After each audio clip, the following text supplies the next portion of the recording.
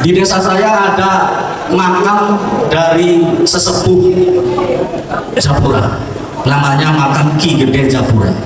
Itu hampir diba'alawikan karena sudah diziarahi oleh bin Yahya, dan bin Yahya itu secara terang-terangan, saya ada di situ ketika itu, mengatakan ini akan dilaporkan ke Pekalongan. Saya nggak berani menyebut namanya, tapi di malam ini saya berani, akan dilaporkan kepada Habib Rizki bin Yahya. Ternyata teridentifikasi beliau adalah Sayyid Abdul Karim bin Sayyid Abdul Toha, bukan Habib tapi Sayyid. Itu Al-Hasani. Itu saya baca manuskripnya adalah sepupu dari Sunan Ampel. Saya teringat dawuh dari Abah Guru Sekumpul, itu ada di YouTube, itu asli suara Abah Guru Sekumpul, dan saya juga pernah share itu di grup. Abah Guru Sekumpul menyampaikan salah satu ayat Al-Quran surat An-Naml ayat 34. Innal muluka idza dakhalu qaryatan afsaduha wa ja'alu a'izzata ahliha adillah.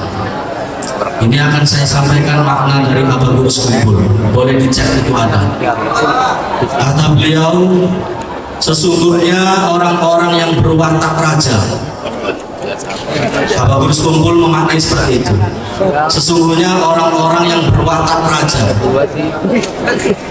apabila mereka masuk ke dalam satu kampung, masuk ke dalam satu desa, maka mereka akan membuat kerusakan.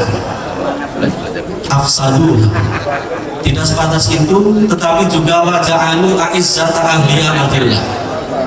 Mereka akan menjadikan tokoh-tokoh setempat terabaikan. Yang menarik, ayat ini ditutup dengan wa kadzalika yaf'alu. Seperti itulah kelakuan mereka. Para hadirin hadirat yang berbahagia yang saya hormati, saya menyaksikan sendiri di desa saya, Japura namanya, itu sering kemasukan al-muluk, orang-orang yang berwatak raja. Ketika mereka masuk, ini kiai-kiai setempat sudah tiarap semua. Tuan rumah yang ngajinya kepada kiai setempat, anaknya juga ngaji kepada kiai setempat, mulai dari ngaji Iqra, juz amma sampai Al-Quran, mulai dari ngaji kitab-kitab yang dasar, Safinatul Najah, Sulamut Taufiq, Fathul Qorib, Fathul Mu'in, dan seterusnya, di kiai-kiai setempat. Tetapi ketika mereka itu masuk, orang-orang yang berwatak raja ini masuk, kiai-kiai setempat terabaikan. Kiai-kiai setempat dinomor duakan, seolah-olah mereka lupa atas jasa-jasa para kiai-kiai setempat. Di samping itu, kita juga menyaksikan banyak sekali pembelokan sejarah, pendirian NU misalnya, yang oleh mereka diklaim sebagai NU berdiri atas restu dari Habib Hashim bin Yahya katanya. Padahal ada itu kesaksian yang terekam di YouTube, sudah menyebar, kesaksian langsung dari Hadratul Mukarram Kiai Haji As'ad Samsul Arifin, bagaimana beliau diperintah oleh Syekhona Khalil untuk mengantarkan tasbih dan tongkat kepada Hadratus Syekh Kiai Haji Muhammad Hashim As'ad. Kiai As'ad Samsul Arifin sedikit pun tidak menyebutkan Habib Hashim bin Yahya. Dan saya juga pernah melihat ada salah satu Habib yang mengatakan bahwa NU itu berdiri atas restu 5 habaib, yang saya sendiri lupa nama-namanya itu. Ada lagi yang mengatakan, katanya NU itu inisiatifnya Habib, tetapi berhubung Habib itu bukan pribumi, sehingga yang ditonjolkan adalah Kiai Haji Hasyim Asy'ari.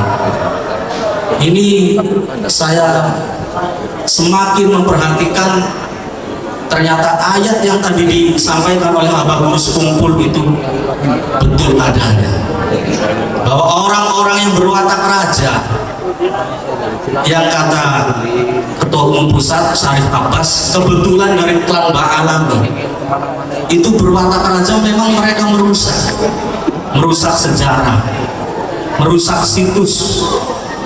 Termasuk di desa saya, itu saya akan menyampaikan sedikit saja. Di desa saya ada makam dari sesepuh Japura, namanya makam Ki Gede Japura. Itu hampir diba'alawikan karena sudah diziarahi oleh bin Yahya, dan bin Yahya itu secara terang-terangan, saya ada di situ ketika itu, mengatakan ini akan dilaporkan ke Pekalongan. Saya nggak berani menyebut namanya, tapi di malam ini saya berani, akan dilaporkan kepada Habib Rizki bin Yahya.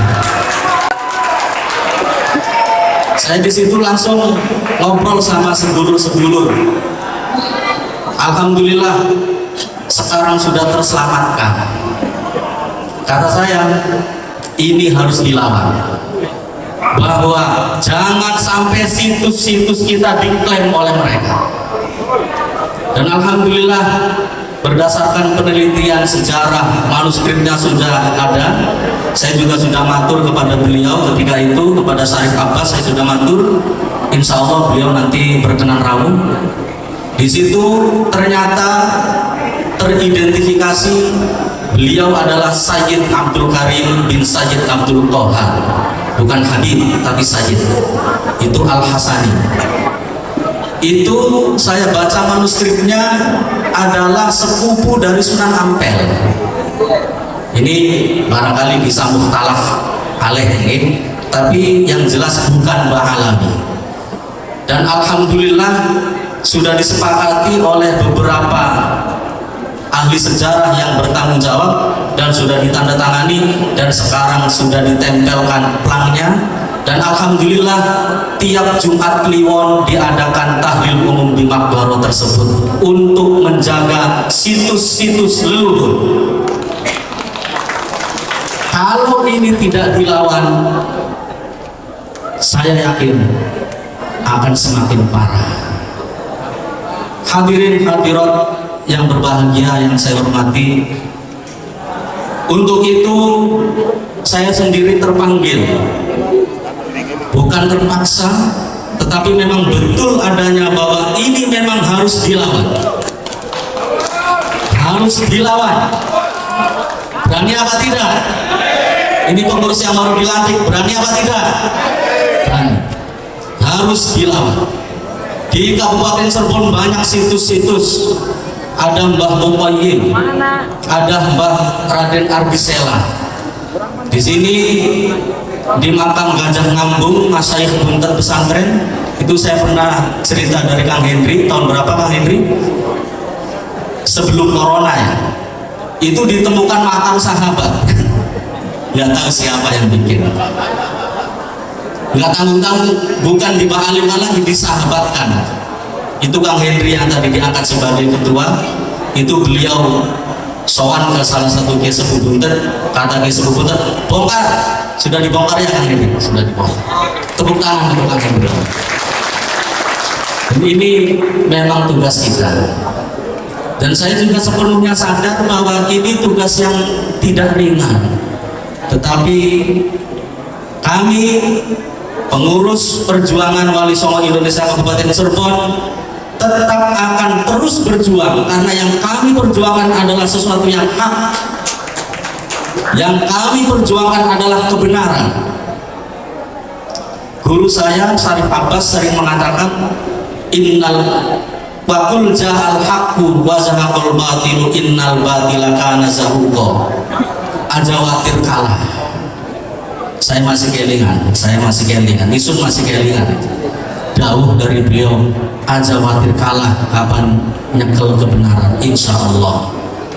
Maka dari itu malam ini terakhir saya mohon doa kepada para kiai untuk kami pengurus perjuangan Wali Songo Indonesia Kabupaten Cirebon mohon doa dan bimbingannya. Mudah-mudahan kami tidak mengecewakan beliau-beliau. Dan kami memang niatnya adalah untuk berbakti kepada beliau-beliau.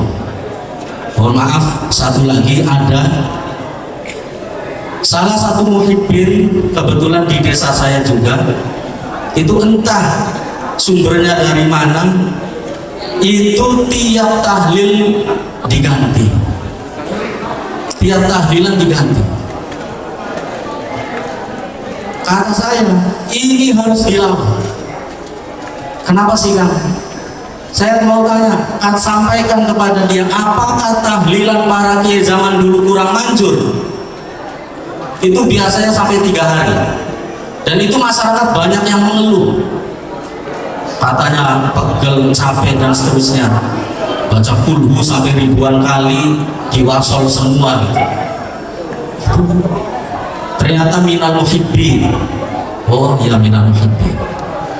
Nah ini mohon maaf apabila saya banyak yang disampaikan, tetapi memang itulah adanya dan itulah faktanya.